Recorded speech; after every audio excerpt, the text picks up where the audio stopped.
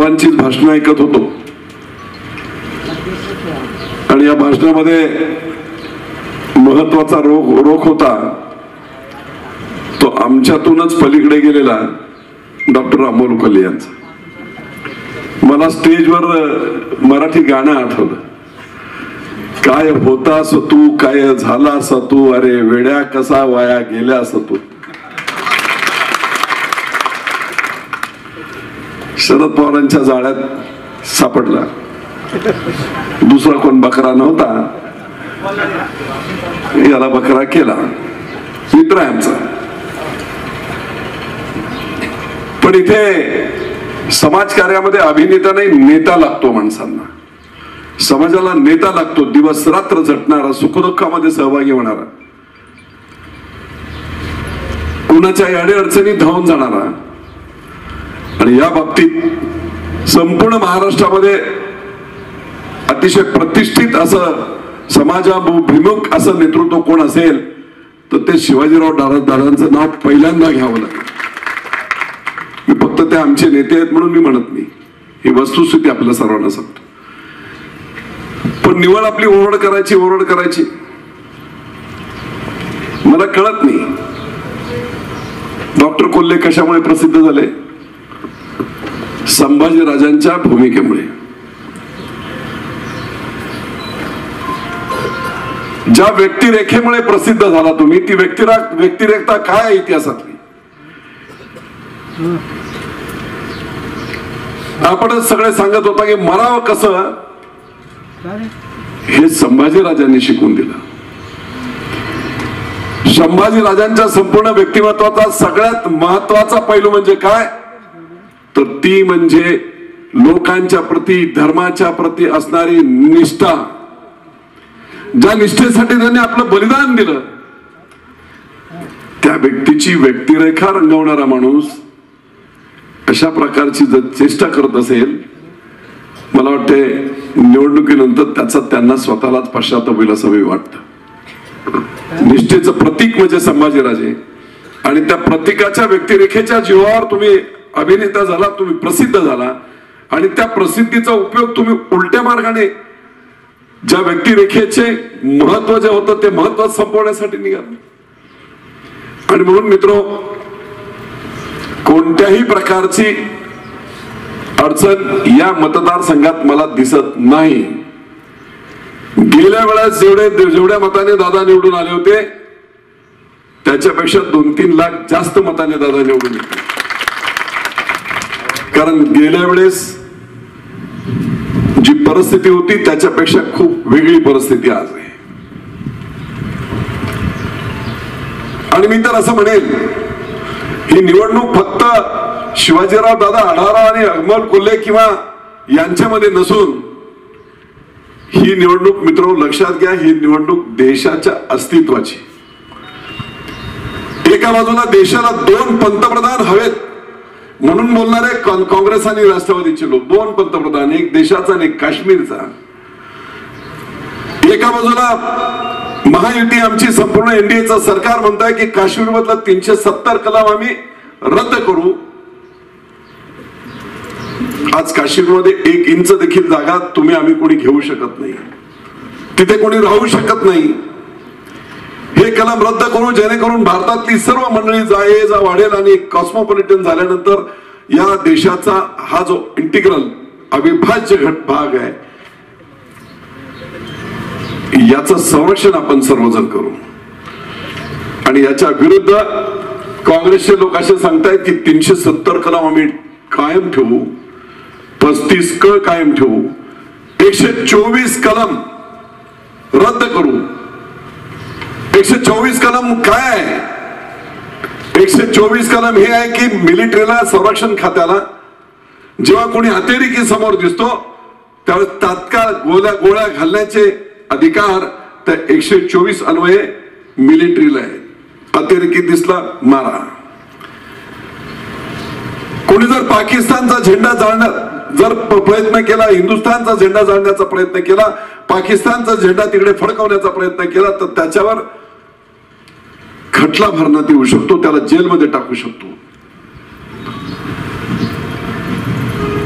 जर सैनिकांवर कोणी दगडफेक केली, सैनिकांचा अवमान करायचा प्रयत्न केला, अशा वेळेस देखील त्यांच्यावर कारवाई करण्याचे अधिकार या सर्व 124 कलमांच्या अंतर्गत आहे.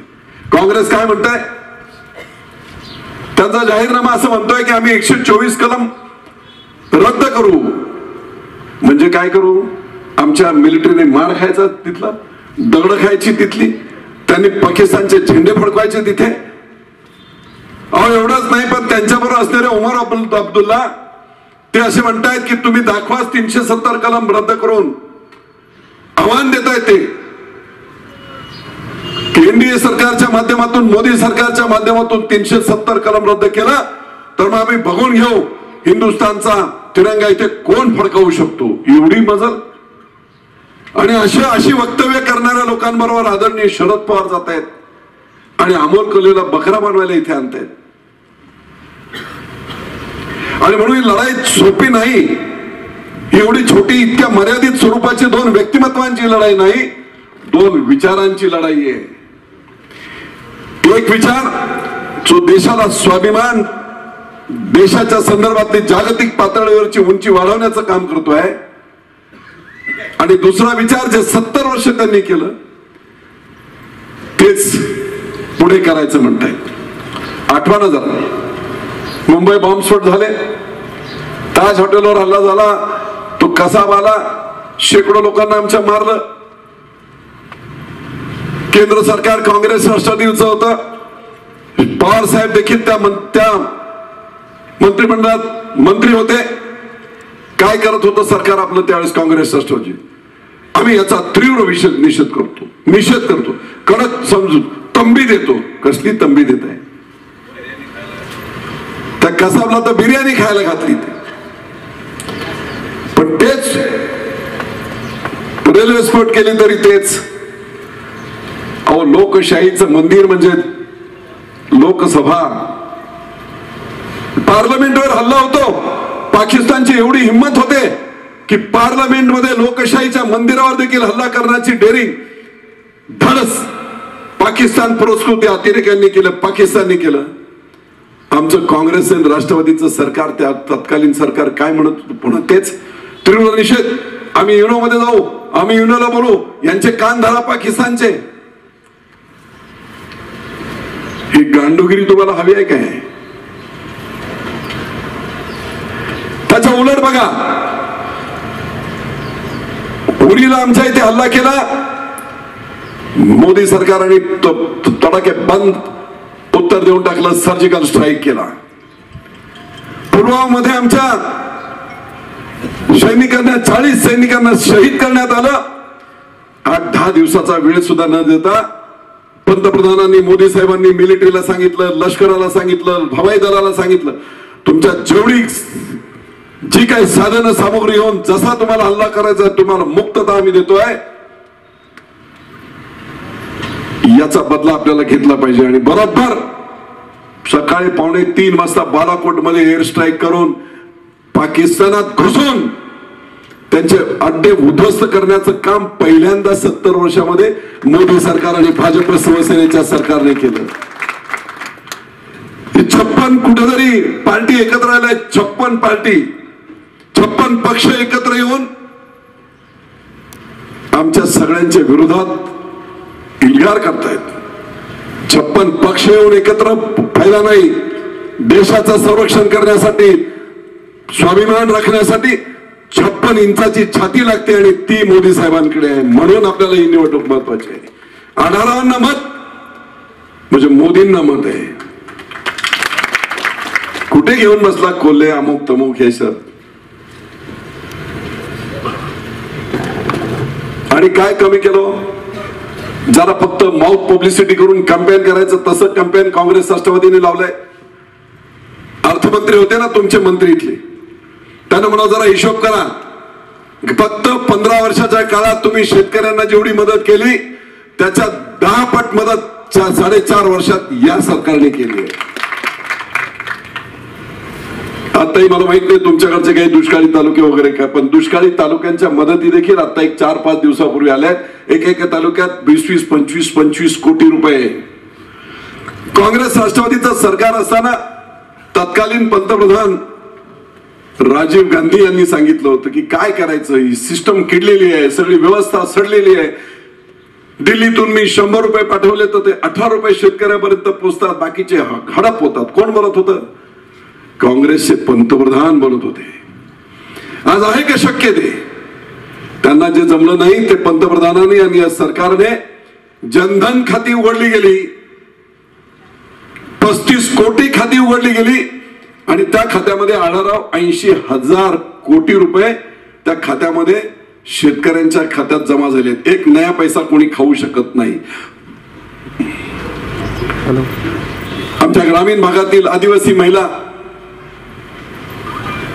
चुलीकडे बसून सरपणाने जेवण करत होते. दररोज तो चुली पुढचा धूर त्यांच्या फुफ्फुसात जात होता. दररोज ती मरत होती, दररोज तिचं आयुष्य कमी होत होतं. त्या सर्वसामान्य घरातून आलेल्या मोदी साहेबांच्या ते लक्षात आलं. का हो तुमच्या 70 वर्ष लक्षात नाही आलं? जे जे सक्षम आहेत त्यांनी सबसिडी गॅसची सोडावी आणि त्याच्या बदल्यात आपण गोरगरिबांना गॅस द्यावा. 12 कोटी जनतेला, 12 कोटी महिलांना गॅस देण्याचं उद्दिष्ट आज 6 कोटी गॅस योजना, गॅस उज्ज्वला गॅसच्या माध्यमातून देण्यात आले. तुमच्या तालुक्यामधून आकडे घ्या जरा. का सुचलं नाही हे अगोदर पवार साहेब आपल्याला? का सुचलं नाही काँग्रेसला? सुचणार कसं? सोन्याचे चमचे घेऊन तुम्ही आलेला, सगळ्या जिल्ह्यातले जागीरदार आणि सुभेदार तुम्ही, इतरांना कवडी मोल सांभाळणारा. अहो अडचण आता हीच आहे यांची.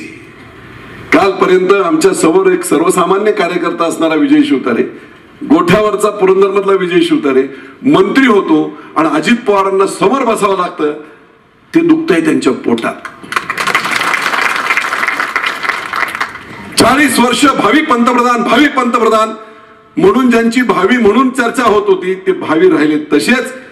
आणि एका चहा विकणाऱ्याच्या घरातला एक चहा विकणारा माणूस हा देशाच्या पंतप्रधानपदी स्वतःच्या कर्तृत्वावर गुजरातचा विकास करत सर्व देशाला वाटलं की देशाचा जसा गुजरातचा विकास झाला तसा या संपूर्ण 100 कोटी जनतेचा विकास व्हायचा असेल तर आपल्याला मोदी पंतप्रधान हवेत. आणि म्हणून 130 कोटी जनतेने एका विश्वासाने त्यांना मतदान केलं.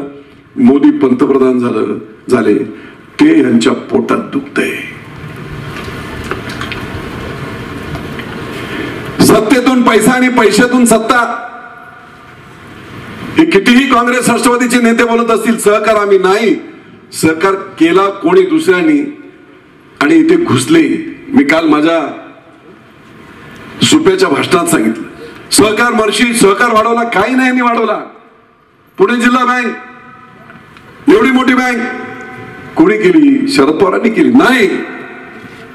मुकुटराव काकड्यांनी पुणे जिल्हा सहकारी बँक केली, संपून टाकलं त्यांना. सोमेश्वर साखर कारखाना कोणी केला? मुकुटराव काकड्यांनी केला. माळेगाव कोणी केला? छत्रपती कोणी केला? भीमा पाटस कोणी केला? त्या माणसांची नावं नाही राहिली. हे मालक बनून ईस्ट इंडिया कंपनी ब्रिटिश घुसले, ते ब्रिटिश गेले आणि हे ब्रिटिश आले. पुणे जिल्हा शिक्षण मंडळ, मोळ साहेब, बांदल साहेब, मोरे साहेब त्यागातून गोर गरीब ग्रामीण भागातल्या मुलांना शिकलं पाहिजे, आमच्या शेतकऱ्यांच्या मुलांना शिक्षण मिळालं पाहिजे म्हणून पोट तिडकीने त्यांनी स्वतःच सर्वस्व अर्पण करून त्या संस्था उभ्या केल्या. लाखो मुलांना त्याचा फायदा झालाय. आता हे सगळे बोकड तिकडे घुसले. चित्तीचा अवस्था, पुणे जिल्हा शिक्षण मंडळाची तीच अवस्था. मग आमच्या पुरंदरचे सावळे शेठ ते म्हणे बाप्पू मीच चूक केली, आपली आई घातली. त्यांच्या शब्दात सांगतो, वाईट पार्लमेंटरी भाषा आहे. मला काय सांगितलं आणि म्हटलं बाबा हा माणूस आला तर आपल्याला चांगलं काहीतरी फायदा होईल, ही संस्था आणखी वाढेल. त्यामुळे मी आत घेतलंय अजित पवारांना आणि पहिली लात मलाच मारली. ते आमचे उरसळ घालून टाकलं संप. आता कोण आहे पुणे जिल्हा शिक्षण? त्यांची मिसेस, यांचा भाऊ, यांचा भाचा, त्यांचा काका, त्यांचा मामा, त्यांचे चमचे. आणि म्हणून ही दुसरी हे ब्रिटिशर्स आहे. यांच्याकडून स्वातंत्र्य मिळवायचं असेल तर अमोल कोल्हे हे महत्वाची बाब नाही. आम्ही मतदान करतोय एका बाजूला मोदींना म्हणजे शिवाजीरावांना आणि या अमोल कोल्हेंना मत म्हणजे देश तोडायला निघालेल्या पवार साहेब आणि काँग्रेसच्या लोकांना मत. तुम्हीच ठरवा कोणाला द्यायचं. हे राहू द्या, काय कामं केली, काय झालं, अकार्यक्षम अमुक तुम तुम्ही तर त्यांच्या एवढे कार्यक्षम कोणी नाही, पण आपलं तुम्ही बोलायचं तर बोला. पण ही लढाई इतकी महत्वाची आहे. पंतप्रधान आवास योजनेमधून हजारो लोकांना घरं, श्रमजय योजना. आमचा शेतकरी एखादा मजूर असेल, आयुष्यभर कष्ट करतो, शेतात काम करतो, तेव्हा त्याची घरची चूल पेटते. पण 70 वर्षाचं झाल्यावर करायचं काय? 65 वर्षाचं झाल्यावर आमची एखादी भगिनी शेतात काम करून संपूर्ण चरितार्थ चालवते, तिने 65 वर्षानंतर करायचं काय? हातपाय चालत नाहीत.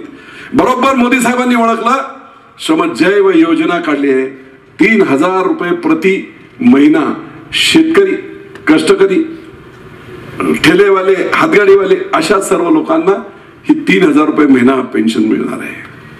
का हो पवार साहेब, तुम्हाला दिसलं नाही का? जाणते राजे होता तुम्ही फक्त स्वतःबद्दल जाणलं आणि आता परत कोणीतरी अभिनेता आणून आम्हाला सगळ्यांना मूर्ख बनवण्याचं काम तुम्ही करताय. तुम्ही आढावांना काय पाडणार? तुम्ही बारामतीत तुम्हाला पाडून टाकणार होता मी. दादा एक शब्द घ्या, तुम्हाला तर पाडणं सोडाच, पण हा नाही इतिहास घडवला तर मग आम्हाला बोला. सगळं संपूर्ण पुरंदरचं महत्वाची भूमिका असेल, मुख्यमंत्री महोदय असतील, चंद्रकांत दादा असतील, आम्ही विडाच उचल.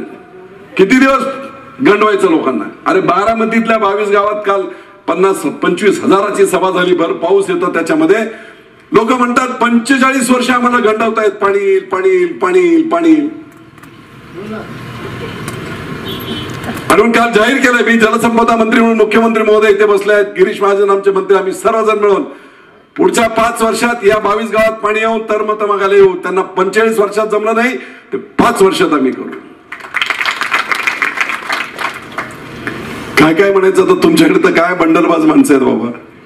कळमोडी, कळ मोडी यांची कळ आता मोडा. हा, यांच्या सगळ्या कळा आता मोडा. वेळ आलाय. तुम्हाला पाणी मी देतो. का अडकली हो 25 वर्ष? अरे गल्लीपासून दिल्लीपर्यंत तुमची सत्ता असताना 25 वर्ष अडकली का? जहाज म्हणतायत पाणी मी देत, आता तो तुम्ही सत्तेत नाही, सत्तेत असताना का दिला नाही हा प्रश्न त्यांना विचारा. तुम्ही विचारा सर्वजण, मग आम्हाला मत मागा. 25 वर्ष आम्हाला का फसवलं? आता म्हणताय देतात तुमचं सरकारने. आता विजय बापू मंत्री आहेत, मुख्यमंत्री आहेत, आढाराव दादा तिथे येऊन माझ्याकडे परत पुन्हा मिटिंग येतात. सगळे शेतकरी मंडळी, आमचे राम गावडे असतील, सर्वजण बापू याच्यातून प्रश्न सुटला पाहिजे. सोडवला आम्ही तो. आणि आता तुम्ही सांगता मध्येच मला कुठेतरी फोन येईल, बापू असं मला आपलं ठीक आहे, म्हणून समोर कोणतरी माणसं आहेत, मग त्यांच्या देखत बोलायचं. फसवणूक बरोबर नाही. जसे दिसतावरून तुम्ही गोरे गुमटे, तसे मनाने सुद्धा असायला हवं. फसवी नाही झाली पाहिजे.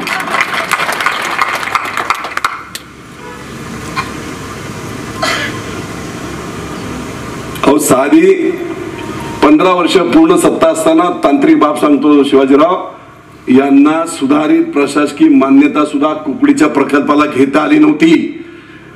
सुधारित प्रशासकीय मान्यता जो खर्च झालाय, जेवढी मान्यता आहे तेवढा खर्च झाल्यानंतर पुढची सुधारित प्रशासकीय मान्यता मिळाल्याशिवाय पैसे जरी दिले तरी खर्च करता येत नाही. कागदावरची सुधारित प्रशासकीय मान्यता सुद्धा 15 वर्ष अर्थमंत्री होते तुमचे, सगळी राज्याची अर्धी सत्ता होती, जलसंपदा खातं होतं. विचारा तुम्ही, कुकडीची सुधारित प्रशासकीय मान्यता 3,947 कोटीची गेल्या 4 महिन्यापूर्वी आम्ही दिली ती. आणि म्हणून कळमोडीचा प्रश्न मार्गी लागलाय. आणि आणखी एक सांगतो, यांना तर काय तसे आखल्याचे भाग नव्हते, पैसे खायचे फक्त ही सगळीच मंडळी आहेत. त्याच्या पुढची गोष्ट आम्ही आता सजेस्ट केली की कळमोडीचा उपसा सिंचन करून पाणी घेतोय का, खूप महागाचं पाणी होतं, ते पाणी उचलून एका ठिकाणी टाका, त्याच्यापेक्षा उंचावर टाका. आणि काय मोठा खर्च 2-4-5% वाढेल, पण त्या डिस्ट्रीब्युशन चेंबर मधून सगळ्या शेतीला मला वाटतं 2,000-3,000 हेक्टरला पाणी आहे. ते सगळ्याच्या सगळं 100% ड्रीपवर घ्या, सिंचनावर घ्या. तुम्ही सूक्ष्म सिंचन केलं की उत्पन्न तिप्पट होते. 7 पठार भागामध्ये जेवढा दुष्काळी भाग आहे माझा पुरंदर तालुका अख्खा तसा होता. आता जरा जाऊन पुरंदरला बघून या, सगळ्या डाळिंबाच्या, पेरूच्या, चिकूच्या आणि अंजिराच्या बागाच बाग आहेत. BMW बसून सगळं काय पुरंदर यावं लागलं. आम्ही बोलतो फक्त दुष्काळी भाग. एका एकर मध्ये 20-20 लाख रुपये कमायला लागले शेतकरी. जा मुद्दाम जाऊन बघून या. हे तुम्ही सर्व सत्ता असताना का केलं नाही? आणि म्हणून डिस्ट्रीब्युशन वितरण कुंड म्हणून तिथून सूक्ष्म सिंचन पद्धतीने पाणी देणे शेतकऱ्यांना 30% क्षेत्र वाढेल. नंबर 1. नंबर 2 मध्ये कोल्हापूर पद्धतीच्या बंधारे आहेत थिटेवाडीपर्यंतचे. लोकांना वाटलं मग त्या पाण्यात नदीत पाणी सोडून पिण्याच्या पाण्याच्या योजना जिथे जिथे आहेत त्या कोल्हापूर पद्धतीच्या बंधाऱ्याच्या तिथे सगळे वॉल पाईपलाईनचे काढले जातील. आवश्यकता भासली वॉल मधून पाणी सोडलं परत तुमचा बंधारा भरू शकेल. बंधाऱ्याची योजना ही पावसाच्या पाण्यावरच बेसिकली असते, पण तरी देखील उन्हाळ्यामध्ये उन्हाळी आवर्तनाच्या वेळेस गरज पडेल त्या ते देखील करता येईल. थिटेवाडीपर्यंत पाणी जाता येईल. आणि म्हणून ती बंद पाईपलाईनची पुढे जे नदीत पाणी सोडून तुम्ही नेणार होता त्याच्याऐवजी वितरण कुंड करून त्याच्यामध्ये बंद पाईपलाईनची योजना 3 नियोजित केली आहे. आम्ही आठवण ठेवायला 100 वर्ष. एकाने 30 वर्ष फसवलं, एकाने 5 वर्षात शिवाजीराव दादा आणि रामगौडेंनी पुढाकार घेतला आणि 100 वर्ष विजयबापूंनी काम केलं. ही आठवण तुम्ही ठेवाल. पुढच्या वेळेस तुम्हाला मी सांगतोय मत मागण्याच्या आत, पुढच्या पंचवार्षिकला मत मागण्याच्या आत तुमच्या शेतात पाणी असेल. विजय शिवतारेंचा शब्द आहे. सगळ्यांना सडवलं तिकडे अजित पवारने माझं गुंजवणीचं धरण सोडून टाकलं. 18 वर्ष सुरू केलं युतीच्या काळामध्ये आपण सडवून टाकलं सगळं. 8% काम फक्त मातीचं थोडंफार 8% बंद केलं तर केलं. गुंजवणीचं 5 TMC पाणी 60% बारामतीला जे वाहून वीर धरणामध्ये येते ते वीर धरणातून डिस्ट्रीब्युशन केलं, वाटप केलं. 60% बारामतीला, 40% अकलूजला. लेखी अहवाल करून ही राष्ट्रवादीची जात. आजही लेखी महामंडळाचे ठराव आहेत. धरण पूर्ण करायचं नाही आणि धरणातलं आमचं हक्काचं पाणी पळून न्यायचं तिकडे. योगायोगाने आणि पुरंदरच्या जनतेच्या आशीर्वादाने मी पुन्हा आमदार झालो, मंत्री झालो. शिवाजीराव 2 वर्षाच्या आत देशातलं सगळ्यात शीघ्रगतीने पूर्ण झालेलं धरण म्हणून आज गुंजवणीचं धरण माझं मी पूर्ण करून टाकलं 2 वर्षात. 4 किलोमीटर बांध, 26 किलोमीटर पाणी. आणि आता बंद पाईपलाईन जसं मी आता म्हणतोय तशी बंद पाईपलाईन ही आपण केली आहे, ज्याच्यामध्ये धरण आणि लाभक्षेत्र 142 किलोमीटर याच्यामध्ये जी उंची मिळते त्या उंचीच्या दाबाचा वापर करून वीज न वापरता 24 तास 365 दिवस शेतकऱ्यांच्या 6 एकर पर्यंत सूक्ष्म सिंचनाचा पाण्याचा प्रेशर आम्ही केलाय. पहिली देशातली योजना. आणि आम्हाला 17-18 वर्ष गंडवले हट्टाग्याने. इथे तेच आहे. ते जरा फटकळ बोलणारे, त्यांनी गोड बोलणारे. डिंबेच्या वरच्या बाजूच्या आदिवासीचे सगळे लोक आले माझ्याकडे. दादांबरोबर 2-3 वेळा आले. हरेहर करून वर एक आदिवासी आश्रम चालवणारे एक भाजपचे सक्रिय कार्यकर्ते साबळे आणि हरिहरे. साबळे आणि हरिहरे बाप्पू असं आहे, आम्हाला वर पाणी नाही. त्यांचा अधिकार आहे. धरणाच्या ऊर्ध्व भागामध्ये जेवढा साठा आहे त्या साठ्याच्या 6% मर्यादित पाणी वरच्या बुडीत क्षेत्रात गेलेल्या जमिनीच्या शेतकऱ्यांना द्यावं लागतं. कायदा आहे.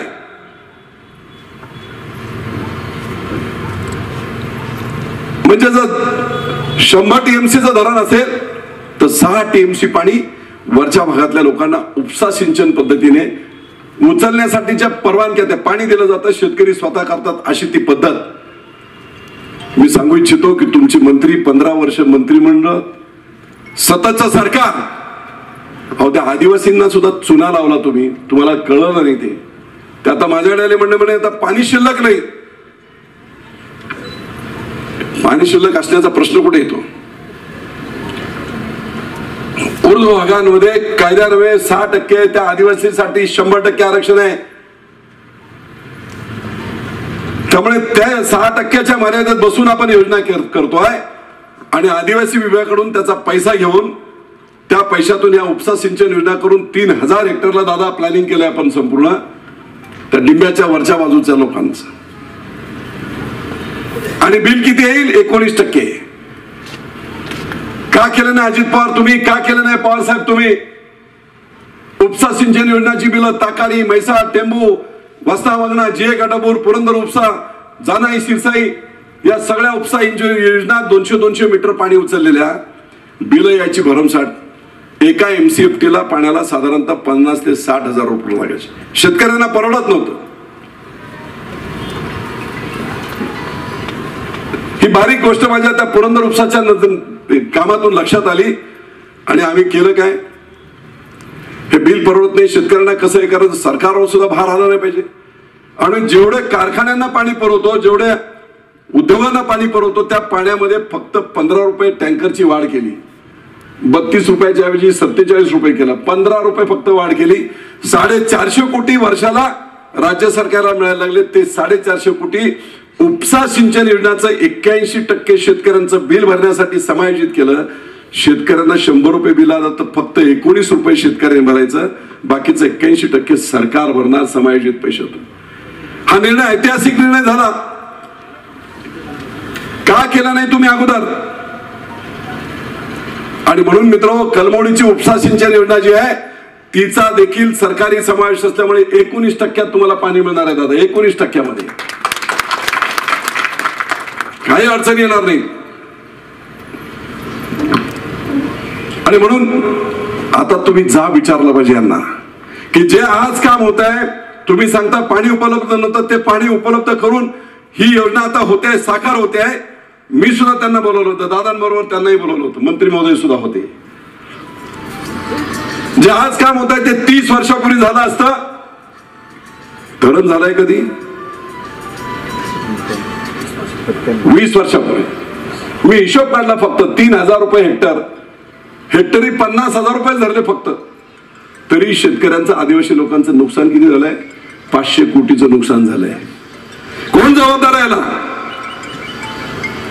आणि तुम्ही दादांना कार्यक्षम म्हणता, अरे तुम्ही किती सक्षम आहात? तुमचा भांडाखोल आता बोला तुम्ही मग मतदारसंघात जाऊन. विजय बापू शिवतारे मंत्र्यांनी जबाबदारीने सांगितलं. आणि म्हणून वैयक्तिक टीकेचा भाग येत नाही, परंतु निश्चितपणे जेव्हा मार्ग कधी निघतात, सर्वसामान्य माणसांच्या प्रती तुम्हाला आस्था असेल त्यावेळेस ते मार्ग निघतात. आणि म्हणून त्याच्यातून हे सर्व साकार होते. मी पुन्हा एकदा आपल्या सर्वांना सांगतो, कळमोडीची योजना असेल, आपल्या बाकीच्या योजना असतील, वरच्या डिंब्याच्या वरच्या भागात असणाऱ्या आदिवासींच्या योजना असतील, पुढच्या 5 वर्षामध्ये पुढच्या इलेक्शनला जेव्हा मी प्रचाराला येईल त्यावेळेस सगळ्या योजना पूर्ण असतील. शब्द आहे. आणि उगाच आपलं काहीतरी राजकारणामध्ये खोटं बोलायचा असला प्रकार विजय बापू शिवतारे करत नाही. ठोकून पिटून जे बोलणार, जे होणार ते होणारच. आणि म्हणून सातगाव पठार असतील, ही बाकीची सगळीच आंबेगाव तालुक्यातील ज्या ज्या काही योजना असतील त्या सर्व योजना आपण मार्गी लावू. जलयुक्त शिवारच्या माध्यमातून खूप चांगली कामं झाले, त्याच्याबद्दलही आपण सर्वांनी बोललं पाहिजे. आणि म्हणून कोणी कितीही मनात मांडे खाल्ले तरी जोपर्यंत मतदार राजा जागृत आहे तोपर्यंत तुम्ही किती प्रचार करा, कोणी देखावे करा, नेते आणा, अभिनेते आणा, काही फरक पडणार नाही. अशा प्रकारच्या देश विघातक विचार करणारी मंडळी बिलकुल सत्तेत आली नाही पाहिजेत, बिलकुल जिंकली नाही पाहिजेत. याच्यासाठी पराभव कोणाला करायचा असेल तर त्या अविचारी विचारांचा पराभव करायचा आहे. शरद पवारांचा, काँग्रेसचा, राष्ट्रवादीचा पराभव करायचा आहे. आणि तो पराभव करायचा असेल तर दादांना तुम्हाला मोठ्या मताने निवडून द्यावं लागेल. निश्चितपणे मला खात्री आहे, जरा सुद्धा माझ्या मनात शंका नाही. काय होत आहे, काय काय लोक, आपलेच लोक काय काय बोलत असतात दादा, ते जरा काय गडबड वाटते एवढेच, तसं आहे तसं आहे. मग उगाच राष्ट्रवादीवाल्यांची एक स्टाईल सांगतो, माझ्या मतदारसंघात सुद्धा आपल्याच एखाद्या कार्यकर्त्याकडे जायचं, चहा वगैरे घ्यायचा, आणि मग कसं झालं, नाही यावेळेस काही बरं नाही बरं का. कोण बोलतोय? राष्ट्रवादीवाला. कुणाला सांगतोय? शिवसैनिकाला भाजप. असं आहे काय? हो. कशामुळे? नाही ते असं बरं नाही, काहीतरी अडचण होणार, आता ते अँटी इन्कम्बन्सी वगैरे. मग आपला पोरगा घाबरतो, शिवाजीराव दादांवर प्रेम करणारा असतो, आणि असं काय होईल काय, हे जरा भीती वाटते. मग तो दुसऱ्या आपल्या शिवसैनिकाला किंवा भाजपला, हे जरा गडबड वाटते यावेळेस. ही अशी हारलेल्या मनाने कोणी लढाई जिंकू शकत नाही. मी आपल्याला सांगतो, सगळे वाघ आहात तुम्ही, शिवसेनेच्या, भाजपच्या, रिपाईच्या. अरे तुम्ही अशी वज्रमुठ आहे, आज फेविकॉलचा जॉईंट बोलतात मुख्यमंत्री महोदय. काय हिंमत आहे रे आमच्याकडे, तर काही नाही, तरी तिथे आम्ही एवढे पराक्रम करतो. तुम्ही तर 40 वर्षापासून भगवा हातात घेऊन, खांद्यावर घेऊन चाललेले लोक. हेच नाही, पुढच्या वेळेस सगळे आमदार सुद्धा युतीचेच येतील, हेही तुम्हाला मी सांगतो. असाही त्यांचा भावटापूल पुणे जिल्ह्यातून झालेला, एक तुमचे, एक बारामती आणि एक ते इंदापूर, हे तिन्ही जाणार मी तुम्हाला सांगतो. बघा तुम्ही, हे 100% आउट. मावळमध्ये तेच होणार, बारणे 100% जिंकणार, मी तुम्हाला आज सांगतो. काय राव गंडवा गंडवी. आता मी बोलतो उघड म्हणून राग येतो लोकांना, पण होय खरं आहे, वस्तुस्थिती कोणीतरी बोलली पाहिजे ना. कालपर्यंत पुन्हा मुंबई गोव्यामध्ये पब मध्ये नाचणारा माणूस स्वामी समर्थाच्या रथयात्रेत नाचायला लागतो, लँड क्रुझर मधून रिक्षात बसायला लागतो. काय राव, काय केवढी प्रगती. आता लोक एवढी साधी राहिलेली नाहीत की बा आमच्या बरोबर. पहिल्या काळात होतं, आमच्याकडे होतं तसं. एखादा माणूस आमदार मुद्दाम जायचा, ते गेले सगळे दिवस. मग एखादी महिला असेल, ती काहीतरी पाठीबिटी असेल, तिला उचलू लागायचा, हा मला आमदार उचलू लागला, तेवढ्यावर मत. आता मीडिया आहे, स्वतंत्रपणा आहे, अभ्यास आहे. बायकोला जरी नवऱ्याने सांगितलं ना ते मत जरा खोलेला दे, तरी बायको बोलेल नाही दादा.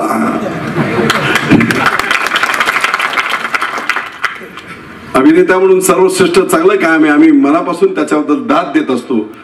परंतु म्हणून चुकीच्या लोकांच्या संगतीला जाऊन देशाच्या हिताच्या विरोधात जाणं हे योग्य नाही. माझ्या मते इलेक्शन नंतर त्यांना ते जाणवेल. आणि म्हणून वैयक्तिक टीका करण्याच्या पलीकडे ही लढाई विचारांची आहे. आणि म्हणून कोणी किती काम केलं, कोणी तर आढळरावांचं तर काम एवढं मोठं आहे, दादांचं काय अडचणच नाही. पण तरी या सगळ्या चर्चांना विराम द्या.